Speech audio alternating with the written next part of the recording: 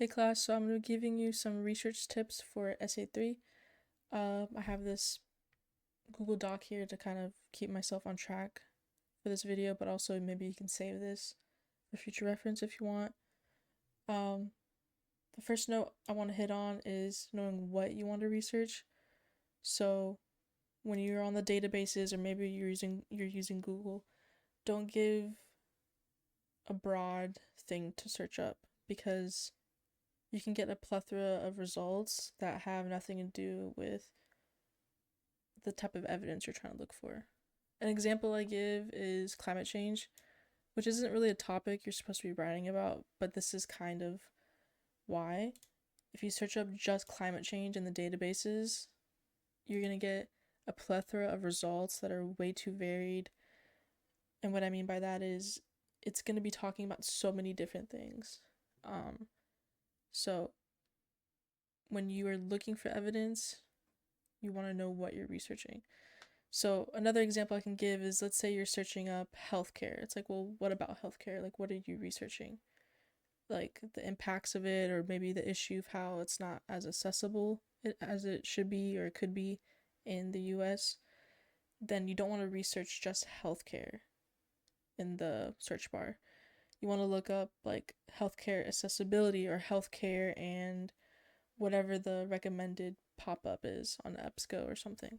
Like this right here, I think I typed in car pollution or air pollution, and this recommended and life expectancy was recommended and popped up on the search. So you can look up healthcare and something else, like a keyword, like healthcare and impacts or something. You want to be a bit more specific. Like, what are you searching up about healthcare? So that's what I mean by knowing what you want to research. It's just gonna help you find specific sources that are exactly what you need, instead of just like something like a source coming up and it's like totally random. Because sometimes in the databases, there are sources that I find that are like very oddly specific and it has like nothing to do with like I'm researching. But that's kind of the point of research. They're going to be specific. So you should be specific as well when you're looking through them. The second point is how to go through an academic source. So I'll show you that here.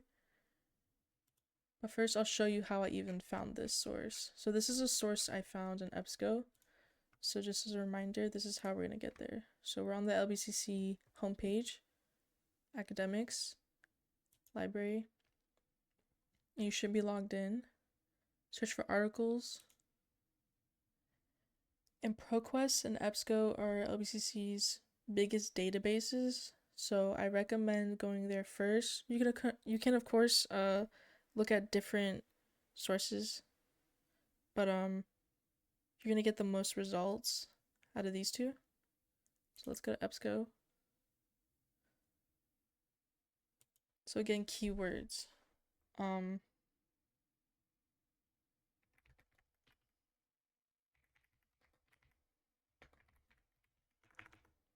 and since this paper, you're researching not just any issue, you're researching an issue that America faces.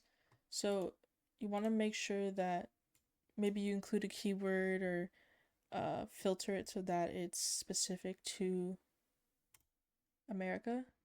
For me, this research, I'm gonna hone in on Los Angeles just because it is very polluted. It has a lot of cars. So when I did that, I get 168 results as opposed to, let's say I were to just do car pollution. You get over 10,000, right? And the first one isn't even like about America, it's in China, right? So that's why it's important you want to hone in on a region in America or just America in general.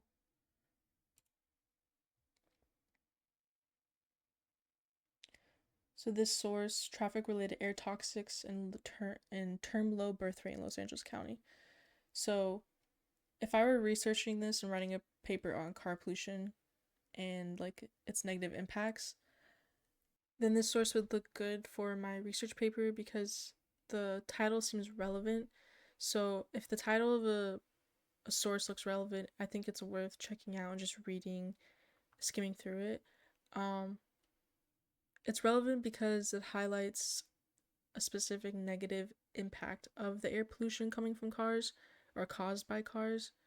So that's why it would seem like a good source to check out. And the tip I give when you are first going through a source is to read the abstracts and conclusions first to determine if the source is relevant to you.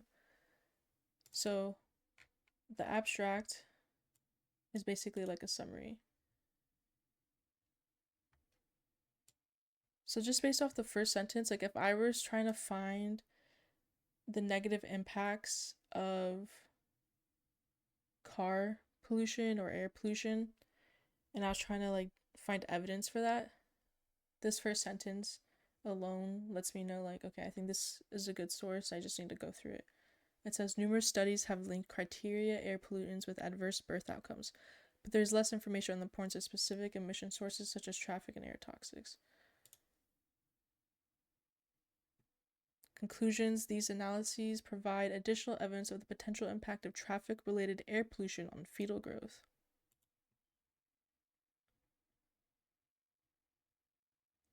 So this lets me know this is kind of showing me, the impacts, one of the negative impacts of the air pollution, traffic-related air pollution to be specific, on fetal growth. So based off that, I have a keyword I want to research or look through in this paper. So one of the tips I give is Control F or Command F if you're on Mac to search up keywords on the document.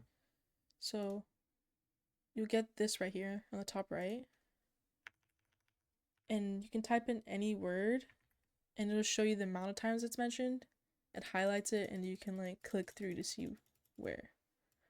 So the reason why I'm going to type in fetal is because this is focused on fetal growth and how air pollution impacts that. So I'm just going to put in fetal and I'm going to skim through.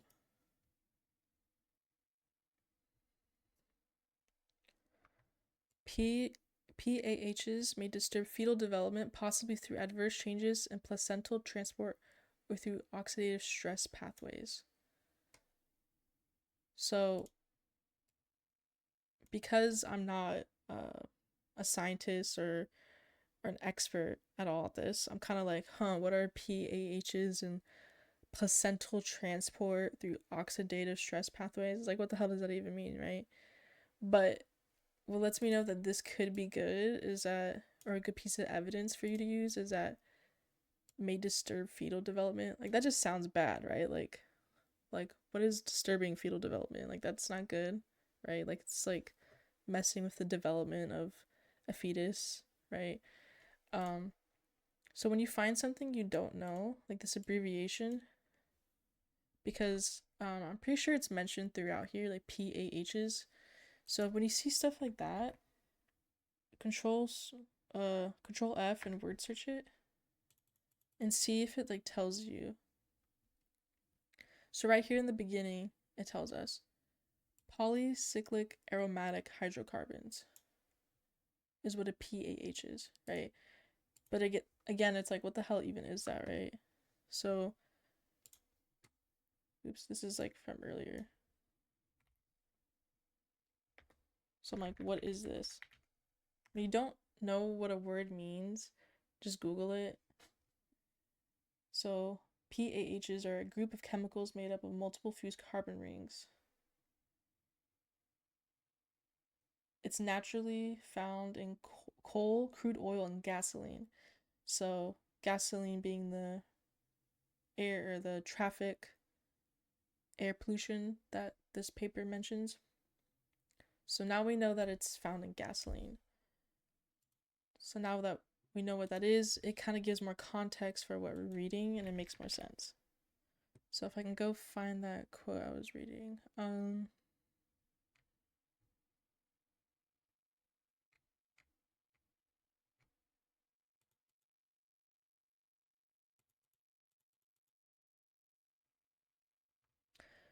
So this right here, PAHs, the polycyc whatever, PH is a big ass word, the thing found in gasoline, may directly affect early trophoblast proliferation, causing suboptimal placentation, reduction in oxygen and nutrient exchange with the fetus, and impairment on fetal growth.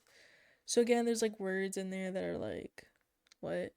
But again, it's to me it sounds bad. Like you're like impairment of fetal growth directly affects, right? Like this is like good evidence, but you just need to know more about what it means, right? So now that we know what PAH is, we know that it's the chemical that's found in gasoline or something found in gasoline. It impairs fetal growth. Reduction in oxygen and nutrient exchange. Well, that sounds bad. I don't know like the science of how a fetus grows, but we know that a fetus is like what's it called? Placenta, right? It's like the tube thingy connected to the mother or the person holding or carrying, and it gives nutrients through that, right? So like if this is like impaired, that sounds pretty bad, right? And then trophoblast proliferation. I was like, what the hell is that? That was one of the things I googled before. It's basically like the formation of the placenta. So causing suboptimal placentation. So overall what this is saying, like with a lot of scientific words, is that basically it's just negatively impacting the growth of a fetus, basically. So like has been linked to decreased birth rate and size, right? So to me, because this sounds like good information that I could use in my brain, like if I was writing a paper on how air pollution linked to cars is bad, I would be like, well, one of the negative effects of it is that it causes like fetuses and babies to uh be decreased in birth weight or in size or something. Like it impairs their growth. So it's like bad for, I don't know how you phrase it, but it's bad for fetuses and babies basically. It's like one of the things you could say. So I would save this, like this quote. So one of the tips I put on there is like save the source, and on the right hand side there should be a cite button. You're gonna click that. It should pop up somewhere.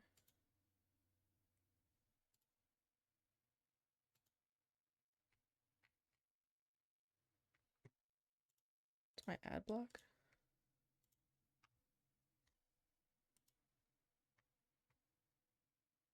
Okay. Normally it should pop up. There's something that pops up and it's not popping up for me. Okay, there you go. There's different formats that it'll give you, but just MLA is what we're working with. So you find the works cited for it and you just copy it. And when I write papers, I have two documents. So one document is for the paper itself. My other document, oh, please ignore that. The other document is for my sources.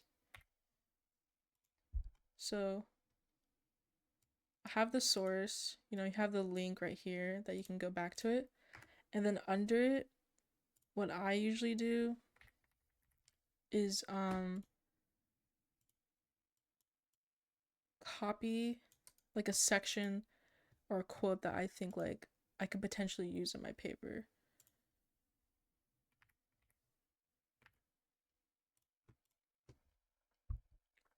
And if it's a really large source, sometimes we'll have like multiple bullet points. And I've had papers where like it's just pages and pages of stuff that I could potentially use. am I using all this in my research paper? Of course not. But I will like highlight key things that I'm like, okay, that's the golden nugget I want to use. And what I mean by golden nugget is like the key evidence or key quote that's going to help support my point that I'm making. So the reason why I include the whole thing is because it's like, if I just paste it, like just this sentence alone without the whole paragraph, sometimes I'll go back to it like a few days later and I'm like, okay, wait, what was the context of this again? So that's why I include the whole paragraph. But also sometimes it's like, maybe one sentence could be a good quote, or maybe the other sentence could be used. So I keep like the whole paragraph in there, but then I'll come back and I'll highlight the key thing I actually want to use. So this is very messy, and like I'm not saying you need to have like 30 pages of quotes, but this is just my process. Your process is going to look different, you know? What I am recommending though is just saving your sources and like saving some quotes. Because if you save the source, what if you go back to it and you're like, wait, what was the quote that I wanted again? That was good. And then you kind of have to go through that process again of like skimming through it and like being like, wait, what does this mean again? But if you take notes on it, like another note you can add is like PAH is polycyclic whatever dot dot dot, the thing found in, or another thing, the chemical found in gasoline. Like leave a note for yourself because you googled this and you found out what it was, right? Because when you include that piece of evidence in your paper, you don't want to just like leave it as just this and not explain what PAH is, right? Somewhere in your paragraph, you're going to want to explain like PAH, which is polycyclic blah blah blah, which is a chemical found in gasoline. It may directly affect blah blah blah blah blah, right? So there's a lot of information I'm throwing at you, but basically keep your sources organized and look up what a word means if you don't know. Academic sources will use words we aren't familiar with. Read with a purpose, know what you're trying to find evidence on, and find your golden nugget or key supporting evidence, which is like this stuff right here. Oops. And then after you find a good piece of evidence, save the source. And I recommend also saving the evidence you think could potentially be used in your paper. I personally copy and paste quotes into a separate document, as I've showed you. And then when you use Google, type in what your keywords are and add .edu and .gov at the end so that your results show, for the most part, trustworthy resources. Google Scholar will pull up more academic journals usually, which is good. My only gripe is that some academic journals can be behind a paywall, but there should still be a handful of available sources.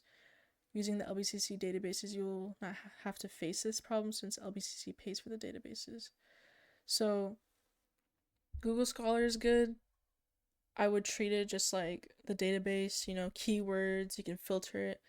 Make sure that what you're looking for is relevant and recent. So I think the professor said the source has to be from the year 2000 and up. Just because when you're researching something, you don't want it to be like a source that's from like 1900s, because there's newer research and evidence that's updated and better for you to talk about. And what I mean, I think this is pretty straightforward, but just to give you a visual of what I mean, is like if I look up car pollution, Los Angeles.edu.gov, or let's do it without it. You get .orgs, you get like, you do get a .edu here. .orgs are kind of iffy. We've talked about it in class before, but .orgs, the domain can be bought by anyone. So if you are using a .org, I think you're permitted to use like 2 non-academic sources, I believe. Just vet it like read who the author is, read about the .org, like is it trustworthy? Um and like here you get like a news publication. Like this is stuff that like if I was writing a research paper right now, I would not be using any of this because it's not academic. Um but if you type in .edu.gov, you get stuff that is should be trustworthy. Google Scholar is better though because it'll give you like academic journals like I've mentioned. And sometimes when you click on these, it's like it is a .edu, it should be trustworthy, but it's like the school's news or something, right? It's like, huh. But I still think that these are useful because it kind of gives you the information in a way that's easier to digest instead of like an academic journal. So like you can read this, but then go to the journal, like the actual source it's citing. Like this is like an actual academic source right here, right? Like it's a research thing. So then you can find your evidence here from an academic source. I just think that this publication it just makes it easier to digest as opposed to like looking at all this, right? So I think that's also one of the tips I give, which is look at the sources the source itself cites. So this can lead you to more sources and more possibilities and results. I think that covers using Google, just how to like go through research in general. Some other tips is talk to an LBCC librarian. So don't be afraid to just go in person, or I think there's even like a button for that. Yeah, chat with a librarian right here. Like I've been in person before. It's the L building. There's like a desk where two librarians usually sit. You can just go up to that desk and ask a question. Like I've gone up to them multiple times and have been like I'm struggling to find a source, and then they'll talk to me and help me. Like they'll even walk around the library with you and show you how to like navigate the library and like help you find a book. So they're really nice and they're really helpful. So don't be afraid to just like go in and just ask, you know? Um, I think I've said this before. EBSCO and ProQuest are the biggest databases. Don't be afraid to use them. You will need to familiarize yourself. I don't know why. I kind of did this in a rush, but you need to familiarize yourself with it too eventually. It's kind of a weird sentence, but what I mean is that when my first English class I took at LBCC, I did not use the databases that much, if at all, because I was just so used to using Google. Like it's familiar, and I had trouble using EBSCO and ProQuest at first. But if you follow the tips I mentioned, it becomes an easier process to navigate them. And if you're looking to transfer to a 4-year university, you are going to have to write more research papers probably. I think for most associates for transfers degrees, whatever it's called, you have to take English 3, I believe. At least that's what I took. And, I wrote another research paper. Or one of my history classes and my other social science class, I wrote more research papers. So research is just something that is for sure going to be at least another one of your classes. Sometimes, depending on the professor, they'll have certain requirements. I've had a professor where all your sources had to be from the database. So I don't know, you might get a professor that's like that. My last tip is OneSearch and looking up book resources are good for your history classes. Academic articles often focus on researching tangible subjects and showcasing data. So, I've had students come into me for help, like for research before, and they're like using the databases for like a social science class. And not that you can't use like academic journals, but like academic journals are mainly focused on, like what I mentioned, like data and like something they research, right? Um, so it's kind of hard to like look for, like, depending on what you're writing. Like, you can for sure use like an academic journal for like something history related, but I've written history papers before, and OneSearch is just better for that personally. So where is it? So it's right here, OneSearch. Search all library resources. And this will give you books you can access both online and in person. Some resources, like some of the books they'll show you, is only available in person, but you can filter it to where it's available online. So this does, I believe, show databases. So in a way, this could be good if you're like wanting to search everything at once, like including the library and the databases. But it's also good to filter to just books if you're not using the databases. Um, so long story short, what I'm trying to say is, for history classes, try to look for books, basically. Like this this is social science 1 honors that I was ranked for, and yeah, all this information, like which was really good information I found, were all from books, not from academic journals. Like, this is a book. So social science classes, books. If you're writing like a research paper for, I don't know, like if there's data or statistics involved, you're gonna use academic journals probably instead. And yeah, so hopefully all of that made sense. It was clear. I'm not the best at explaining things, but if you took like at least one piece of useful information from this, then that's awesome. Um, and yeah, so best of luck. And again, if you have questions, you can message me or talk to me in class or talk to the professor about your paper. And yeah, best of luck.